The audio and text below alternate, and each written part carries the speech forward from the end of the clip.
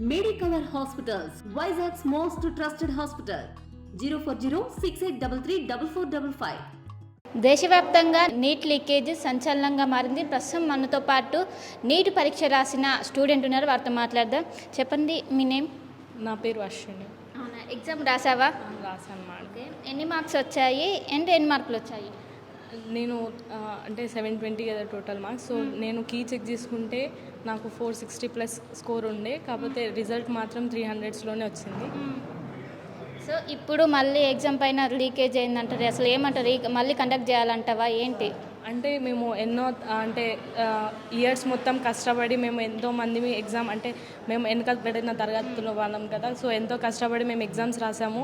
So ఈ paper లీకేజ్లని ఇలా paper అమ్ముకోవడం లాంటి ఇలా ఒకటే సెంటర్లో 6 మెంబర్స్కి ఒకటే మార్క్స్ రావడం, 720కి 720 ఇలా చేయడం తప్పు.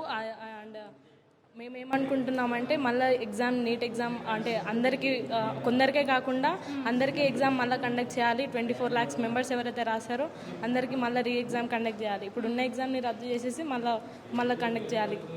అంటే ఇప్పటివరకు రాసిన మీ ఫ్రెండ్స్ ఏమంటున్నారు నీతో?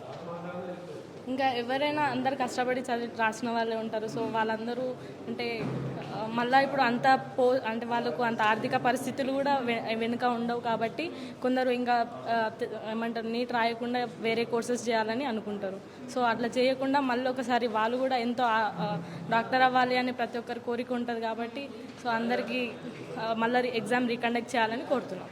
2016 నుంచి దీన్ని కండక్ట్ చేస్తున్నారు. వైద్య విద్య ఖర్చు చాలా ఖర్చుతో కూడుకున్నది. అలాంటిది ఇలా జరగడం పైన అంటే ఏమనిపిస్తుంది దీన్ని చూస్తుంటే? అంటే ఇలాంటివి చేయొద్దు. అంటే ప్రతి ఒక్క స్టూడెంట్ భవిష్యత్తు ఆధారపడి ఉంటుంది ఈ ఎగ్జామ్ మీద.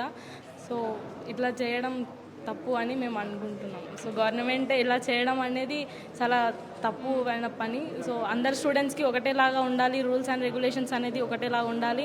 సో కొందరు స్టూడెంట్స్కి డబ్బులు ఇవ్వగానే పేపర్స్ అమ్మడం అనేవి కాదు.